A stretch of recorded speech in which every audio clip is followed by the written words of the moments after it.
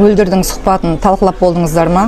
Енді бұл Мөлдірді бұл жағдайына не деп айтады екен, өзі бұл сұхбатты көрді ме екен деп жазып жатқандар бар екен. Мен ол сұхбатты толық көрген жоқпын, бірақ үзік видеолар арқылы бұл жағдайда да әйелдердің кінәлі екенін түсіндім. Қазір ел алдында жүрген көптеген өнер жұлдыздары, өнер отбасылы өнер адамдары бар, мысалы Қарақат мен Қыдырәлі, Тоқтар мен Бейбіт, тағы да басқа көптеген жанұялылар бар. Олардың барлығы мінсіз керемет өмір сүріп жүр деп айта алмаймын, ойламаймын, бірақ олардың ел алдында абыройлы болып жүргені бір-бірінің кемшілігін жұрттың алдына жария қылмауы. Мысалы, Қайрат пен Жұлдыздың өзі қандай қиыншылықтар көріп, екеуі алыста қанша қиналып жүрсе де, елдің өсегіне қалып жүрсе де, бір-бірінің кемшілігін, бір-бірінің жамандығын ешқашан ортаға шығып айтқан жоқ. Міне бұл нағыз бақыттың, мықтылықтың белгісі. Мөлдірдің ең үлкен қателігі араларындағы сырды елдің алдына шығып айтуы.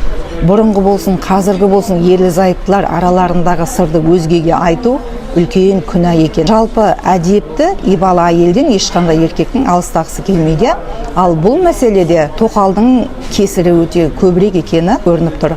Егер ол тоқал үшінші толға әке-шеше көрген болатын болса, адам емген қыз болатын болса, біреудің некелі жары бар еркегіне көзін сүзбес еді. Оның көксегені Тұрсынбектің атағымен дүние екені анық.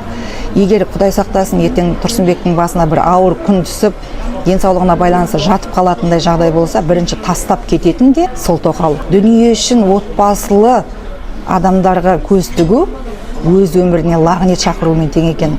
Сондықтан әр біріміз отбасын құруды ойыншық емес екенін түсінуіміз керек.